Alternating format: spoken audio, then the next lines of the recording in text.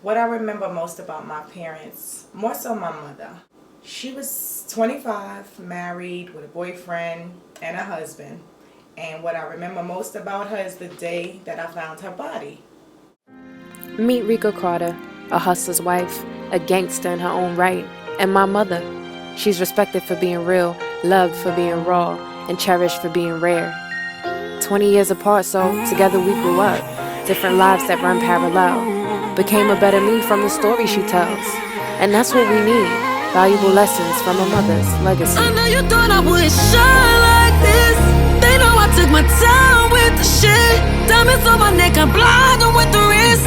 Hey, it feels good when you make it from nothing. I grind like that, so I can shine like this. Them diamonds on my wrist. It feels good when you make it from nothing. I was actually, my mother died October 27th, and I was born September 23rd. So I was 2 years old, basically 1 year old, or with 1 month and 4 days. So we were coming downstairs from the babysitter. We lived in a Brooklyn apartment building on 277 Sand Street to be exact, near the Navy Yard. And I remember coming down the hall, being the first person to enter the apartment. And when I came inside, I heard music, and then there was a body laying on the floor. And I think I kind of ran past that or walked past it, didn't really pay it too much attention. And I walked to the back room where I saw my mother. It looked like she ran to the back room and put her head down like this. And I remember going onto her body, and I sat there for a minute before somebody took me away. I don't know if they took me away or called me. And I remember the song that was playing. It's that song, "It's a Family Affair." And it just says that, boom. And then, the chorus will come on again. "It's a family affair." I actually don't know who my father is. My brother and we look alike. And then my older sister and my older brother, they look alike. And pretty much their father was my mother's husband, whose name appeared on my birth certificate. My brother always told me this story. He remembers this Hispanic man always around him and us, and always had us. His name was Ali. So shout out to Ali if you're my father. Okay, let's start it like this. I'm the only kid I know that got suspended from Head Start to 12th grade every year. I think I had things built up in me. I remember seeing a therapist and I wouldn't talk. That was pretty good until you pushed the wrong button and then you got another reaction. Pretty much like today. My aunt pretty much raised me. My mother had 3 sisters and she was the youngest. And my aunts were going to split us up. But my one aunt took us in, all 4 of us, and she had 4 kids of her own. And I was the youngest of the 8. And it just wasn't, the youngest, you don't really get a say so. I mean, I didn't feel the love that I needed. What I was told is that my mother had money left, whereas my brothers and my sister, they have money.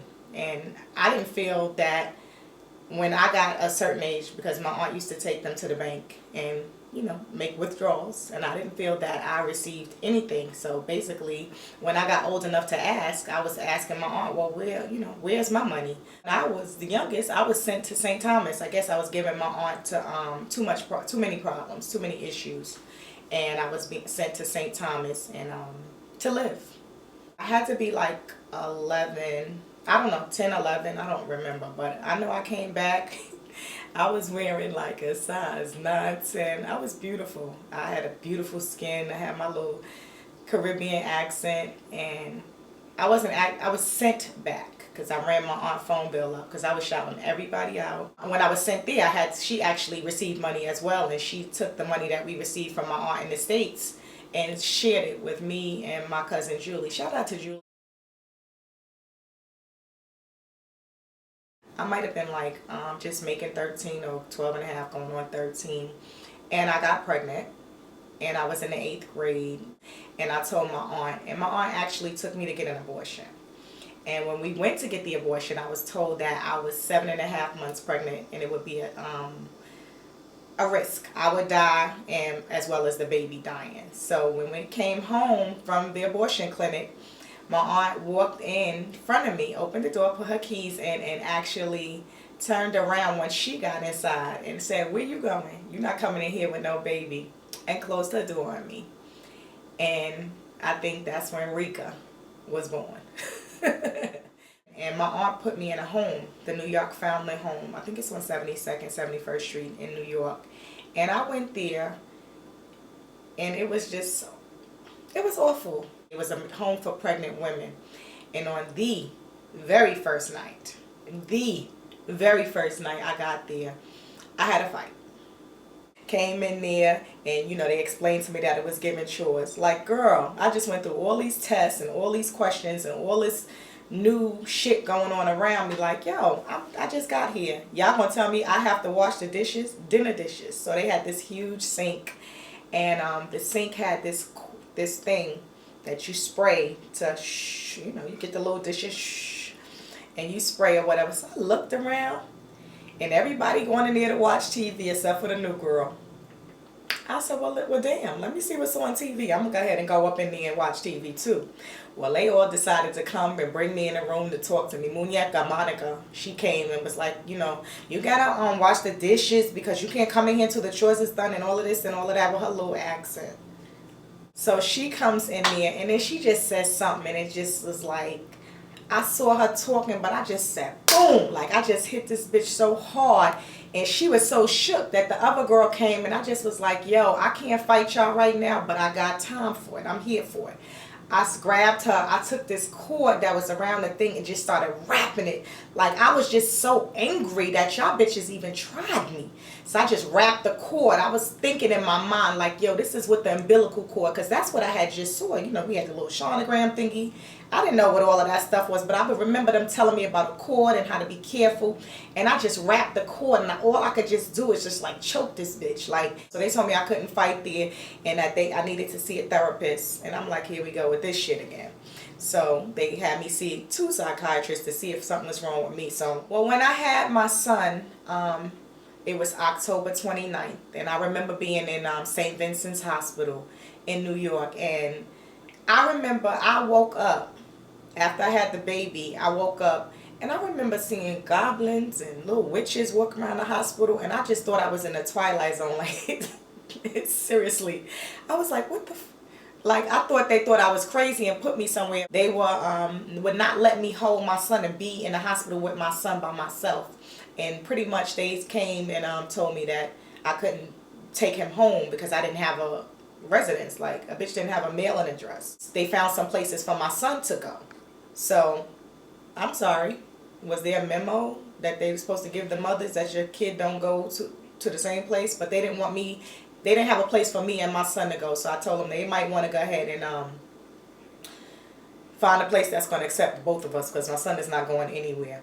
I had to make some decisions, and my son's last name was his father's last name, and I decided to let them take my son home if they couldn't find anyone. So we went there when it was time to come out of the hospital. I went there and I was like, yo, check this out, because now it's a whole nother world.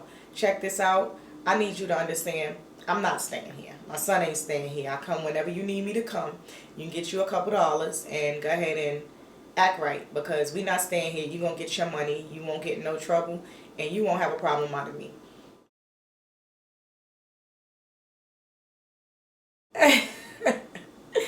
Do we really have to touch base on the drug dealing aspect of my life?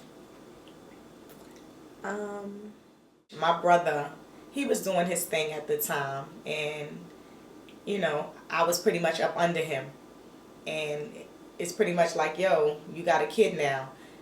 You might need to put that baby daddy to work. He might need to do some things. Something got to give. That didn't last long. I did my own thing. I watched, I learned, and I participated in hustling. Fixing up a little package here, there, doing a little thing. I took my pretty ass outside, and I got engaged with other people that knew some things, mainly dudes. And that's where I met my next set of kids' father. And we learned some things together. My mother was 25 when she was murdered. She had already had 4 children. Like I said, she had a husband. She had a boyfriend, I guess. That's who she was murdered with. And she had a significant other, which was the guy who cared for me and my brother. She was into the life, I guess. If she wasn't actually herself into the life, she was into a man who was into the street life. I was 13 when I had my, I was 13 when I was pregnant, 14 when I had my first child. And by the time I was 20, had 3 kids. And I was dating a hustler. If my daughter decided that she wanted to do the things that I did and deal with the type of men that I dealt with, and to do any, I would just have to equip her with that knowledge and let her know and remind her of that Kimber Smith story that, you know, you can go to jail for just being a guy's girlfriend. And you can experience hardships, just like my mother died because of who her boyfriend was. They murdered her. You, as Eva, as well covered in the streets that she is because of the respect of her father, mother, brother, or whomever, that they don't discriminate. Although my mother wasn't in my life, my aunt wasn't really a mother figure to me. Miss Eni was sweet, but I gained another mother, Barbara Childs, my kid's grandmother. She taught me everything. She was like, oh, you got to get your education. You have to save your money. You have to, you know, concern yourself more about you and your children.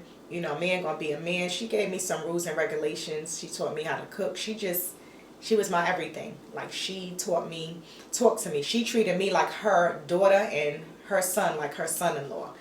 And she just was so Southern. She was just so sweet. Like, I love her. Like, she just touched my heart with all the things that she embroidered in me. And then I lost her. She was murdered as well. So that, like, broke my heart. Like, I remember putting what I put on her headstone.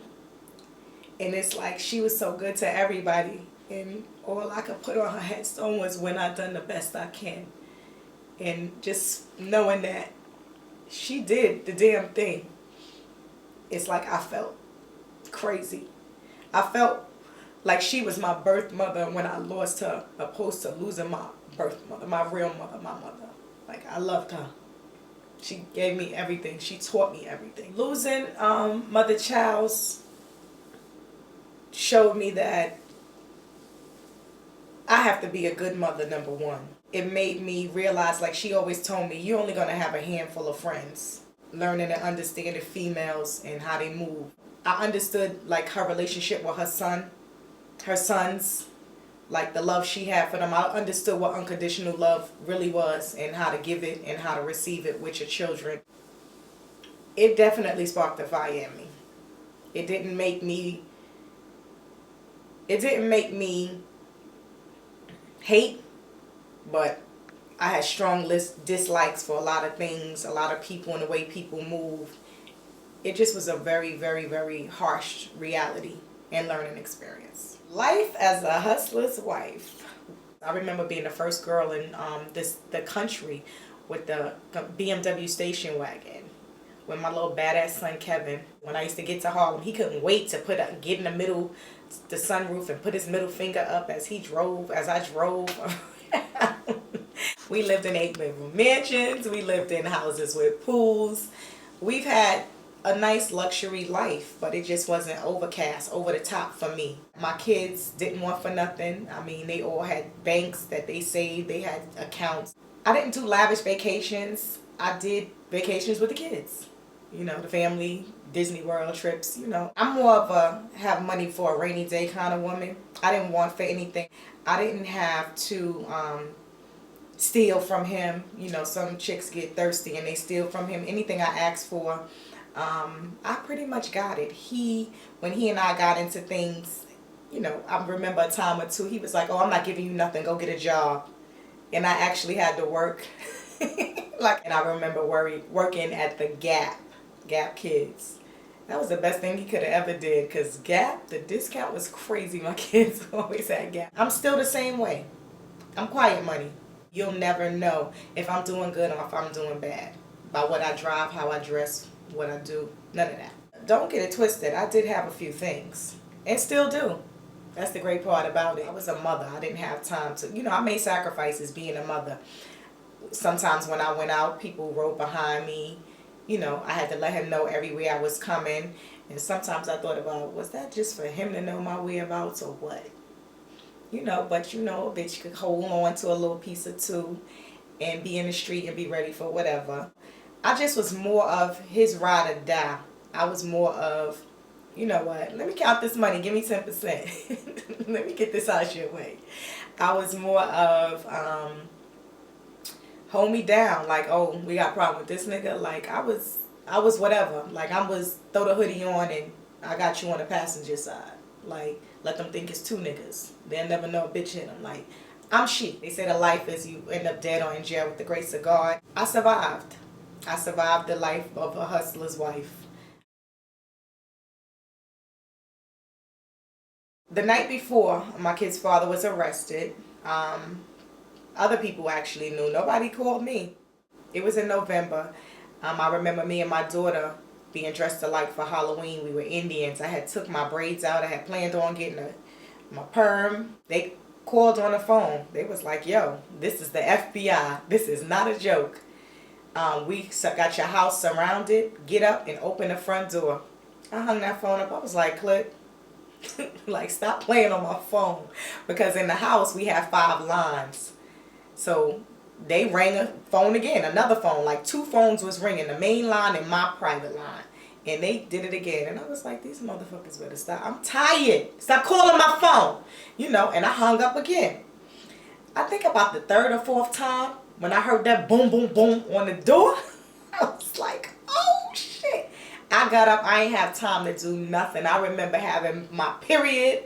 I'm like, oh God, my kids. That's all I could think about. I don't think I was properly dressed, but I got up and I opened the door. And when I opened the door, they had the shit in my face like this, so I couldn't see nothing. And they was like, who's in the house with you? Who was in the house with you? And they opened the door because we had like a big double doors. And I was like, my kids is upstairs. My kids. All I kept saying was my kids. And I went towards the steps. It was like, you can't go over there. But they had already swarmed in. The whole fucking house. We had a house that was like a block. And it was like, they was around the house like this. All the way surrounded. They just went in there. And I remember my son coming to the thing like looking, little Kevin. And he was like, yo, what the f-? They took me in my room. And they was like, call somebody to come get your kids. Or we calling DIFUS. And, they was asking me questions. And I'm like, yo, y'all asking me questions. Y'all here. Y'all obviously already know the answer and shit. So, they allowed me to take a shower, get my life. When I called on D, they was like, yo, call somebody else. Because when she come here, we arresting her too. I was like, you dirty motherfuckers. I was in jail for maybe a couple of weeks. Maybe 2-3 weeks. I went to different jails in New Jersey before they brought me to New York. And I was worried about my kid's father. Was he all right? And, I got to speak to him. So once I spoke to him, and, he's always so mellow. Just sit tight, it's going to be all right. The things that they do, the feds do, is divide and conquer. Because when they had me in there, they were talking to me and they was like showing me pictures of women that he's been with. They were like just showing me a lot of shit, telling me all kind of stuff. And I'm like, yeah, okay. All right. They was asking me, we know he had the people who killed his mother. Like, you were in on that. You such a ride or die. Those words will come back to haunt you. What's up? Y'all motherfuckers broke in my house, put cameras in our houses. Like, y'all know. Stop asking me. I don't know. Tell me some more. Who this bitch? Oh, that's Tiffany. I ended up getting released because KC had a lawyer for me. I still had charges, but it was kind of reduced for a misdemeanor because KC took my charges. Whatever it was going to be, he was going to have to deal with it. So he'd rather me be home and raise our children, and he deal with what he had to deal with. When I came home, it was a freaking mess. The family went crazy. They broke in my room. A lot of my jewelry was missing. A lot of electronics was missing. A lot of his clothes was gone.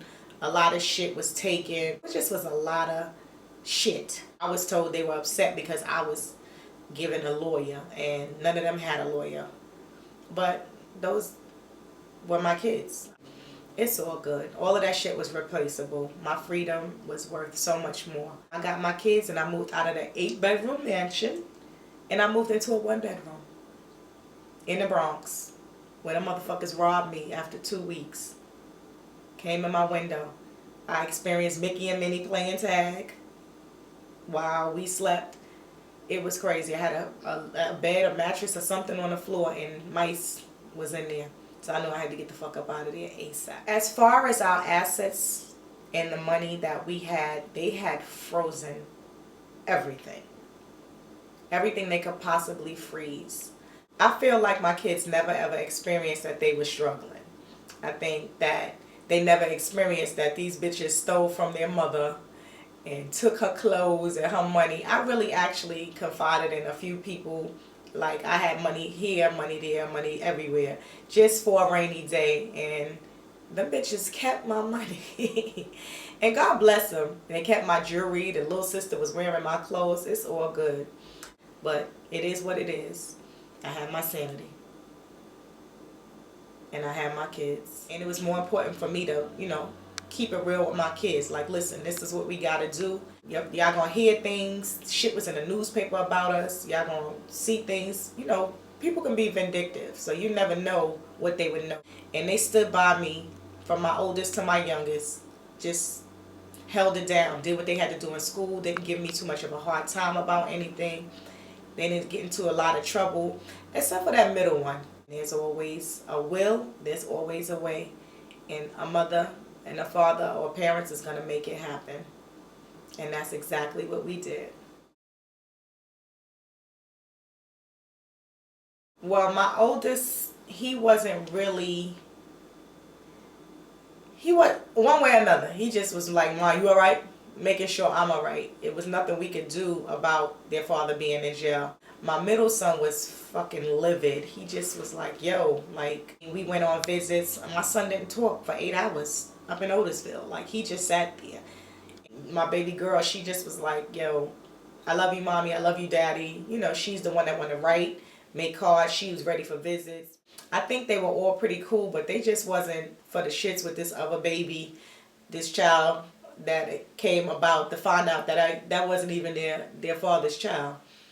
This broad done lied. It said that she has a baby by him, knowing you was fucking other men unprotected.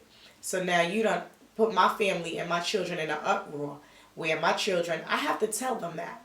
My thing with my children is I'm going to talk to you and help you understand. I'm not going to tell you everything. I'm going to tell you what you need to know because of the things that people are saying.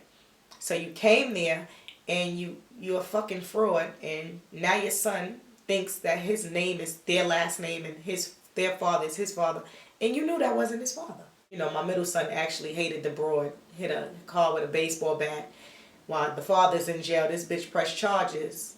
Taking your kids to visit in jail can be helpful. When my kid's father went to jail, I think it was 4, 7, and 10.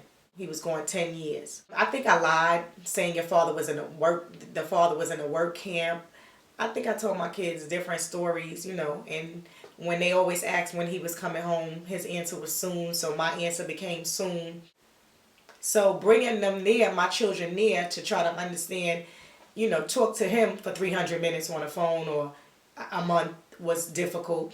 Going there, we always argued. I left upset or I cried or, I couldn't break down until I was home after driving or being there 8 hours. That shit is crazy, but it was good to let them know that, your father's here. This is why he's not home. This is why things changed. So I personally think it's helpful. The valuable lessons I felt to instill in my children because of the unique upbringing that they had was pretty much, we all we got. Everything ain't easy. Life is full of surprises. And you guys need to stick together. At the end of the day, when the smoke clears, your brother is going to be your brother. Your sister is going to be your sister. There are sacrifices that you have to make. There are things you're going to do. It might be hurtful to your family. It might be helpful to your family. It might be both. You have to make that decision. Don't throw no bricks. And don't think that everybody around you and your immediate family is not going to get cut with the glass. I've also had to instill in my children, listen, I don't know. I think I would call it a hustler's wife mentality because, you know, don't drive every way the same way every time you come home. Always look in your rearview mirror. Be aware of your surroundings. It's just like, remember license plates. You know, be more of a listener than a talker. Remember people. Like, sometimes people look at people and then they turn their head. Like, if somebody's looking at you, no, look in their face. Hey, like, I see you. If you wasn't looking at me, you wouldn't know I was looking at you. So let's just keep looking. They'll turn their head before you will. So it's just a lot of little shit that I've learned that I've instilled in my kids. I had to teach my son how to drive at a young age. It's sad. It's very sad that I had to explain some things to my kids because I never knew what would happen. But I did explain to them, if anybody trying to kidnap you, if anything, if they take you, more than likely they're going to already kill you. You're not coming back. Oh my God. I remember a funny quick story I'm going to tell you. I left out the house and the babysitter was coming over to the house and I was like, listen, Auntie Gwen is coming. I'm getting ready to go put some gas in the car. Whatever I'm going to do, I'm getting ready to leave. But I went to go get the gas and I came back in the house and they were upstairs and just doing what they do, playing, carrying on or whatever. So I told Auntie Gwen, don't come in. Don't come. Give me a minute. I'll call you before I leave. I go in the house. I made some noise. So I hear my oldest son telling the two younger ones, go see who that is.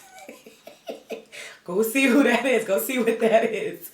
So, of course, the middle child, the crazy one, he gonna come downstairs first because he has no fear. And when he came down the steps, I remember grabbing his mouth and covering his mouth.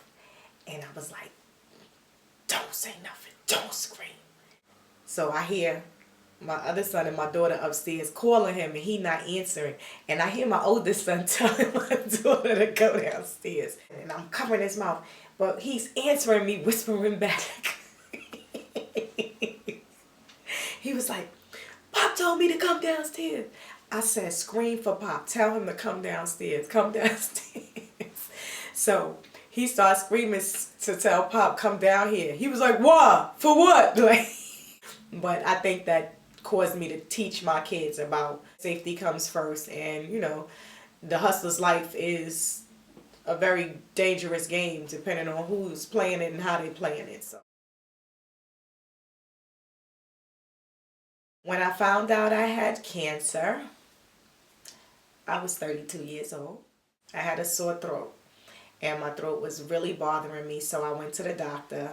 You know, she told me to take some medicine and come back in 10 days. I went twice, so it's like a month passed. As she's having me take this medicine, I'm feeling like a little knot over here. And it was just like a little knot, a little lump, a little penny, a little nickel, a little quarter, a little 50-cent piece. It's actually growing on the side of my neck. So I could turn my head and you can see like this thing coming out. She was like, we're going to have to do a surgery. It should be quick, a same-day surgery or whatever, what have you. So me and my son, little Kevin, was in the room and she was like, you have cancer. And I was like, okay, and cancer.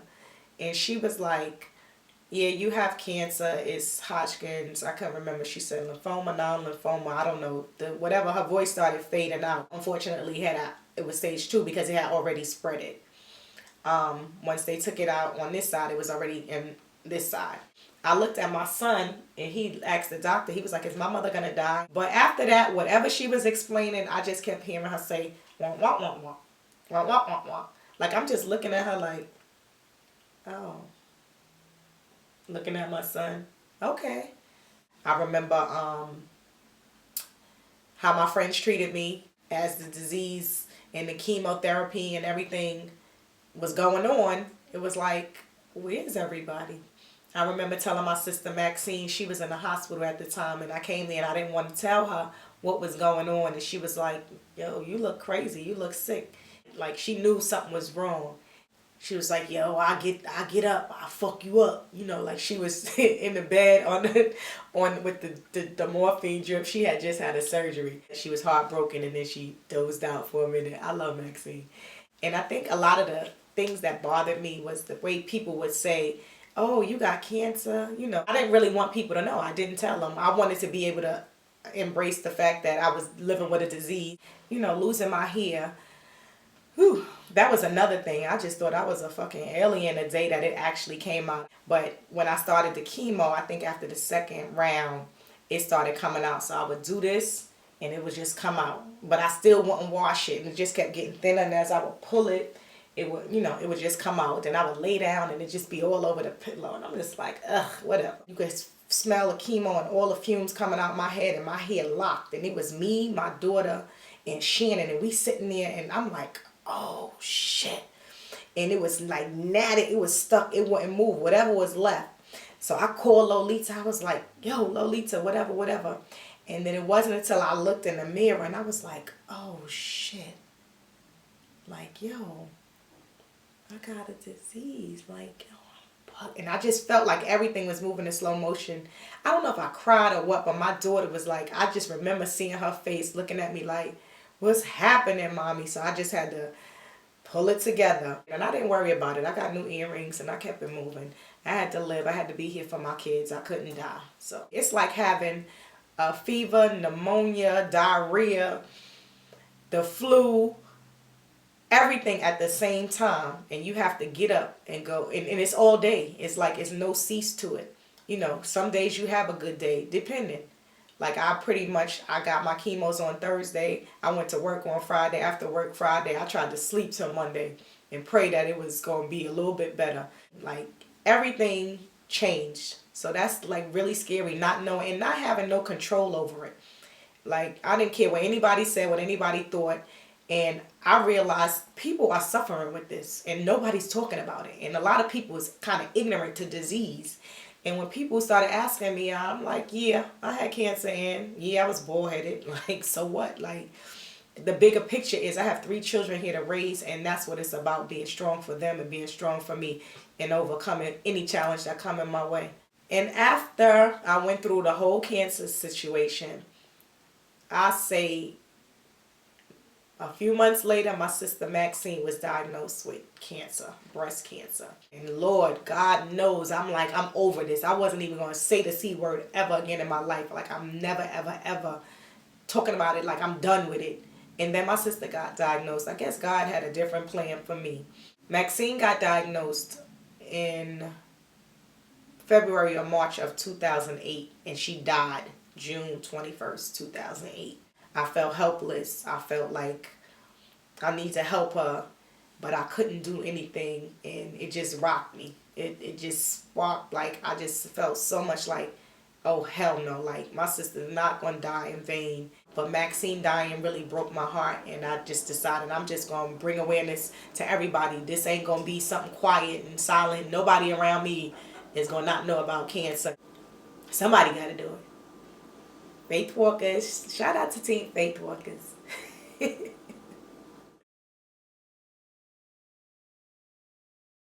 My relationship with God, I'm very spiritual. I believe in God. I believe in all the things that's happened for a reason. I believe all the things that I've been saved from. I'm a miracle. There's no other way to put it. I am a miracle. And all the things that I've done and all the prayers that I've asked for, I swear to God, I know they've all been answered. It is definitely a calling over my life. I do feel like there's a calling over my life. I can't figure out what it is, but I know it's to do something for others, because I've lived in this house and I attract to people and kids and everything, and I'm always trying to do something for somebody. And God gives me the strength, even when I don't want to deal with some of the things that I've gone through. I'm able to give and comfort and nurture. Just give it to somebody else and make them feel better and do better with themselves. So I know God has spared my life, because I kept saying, I remember saying, God, why you saved me? Why I'm here? Why Maxine is not? And I remember really feeling like God spared my life, and I don't know what my purpose is, but I'm here for a lot of people. I really am. I never really fit in with anywhere. I'm in a class by myself. I'm not confused about me. All this right here, all this is me. I don't have to please anybody else. I'm pretty much pleasing myself, and whatever that may be, that's why I work. That's what works for me. I mean, everybody is somebody until something happens. And then their true colors are showing. They can't take too much Rika. I mean, I don't want to be Rika sometime. I'll be Erica. I'll be America. I just think that I'm okay with me. Do I have any regrets? I don't have any regrets. I don't regret whooping anybody's ass. I don't regret falling out with people. I don't hold grudges, so I'm easily okay with whatever. It's whatever. Like, I can't hold on to that and live a joyful life and be all right with me. So being that I'm so good with me, I'm all the way okay, let them deal with their demons. Family is so important because at the end of the day, right, wrong, or indifferent, that's who's going to support you and that's who you're going to love no matter what. And my children are my everything. It's nothing nobody could ever tell me about my children. So that's why they have given me strength over the years, and we are the way we are. My relationship with my children, let's start from the top. My son, my firstborn Poppy, paper over. That is my heart. Like, he's been through thick and thin. Like, he's just a rare breed. He's a mixed combination, but with the grace of God, he's more his mother than anything else. And he's just like very giving in our relationship. He makes some crazy decisions, and he'd be like, "Mom," and he know I'm gonna have something to say, but he already just like, "Let me just give it to you raw. Let me tell you," and that's what it is. "Ma, alright, you good? Alright, I'm good." And then he just go on about his day.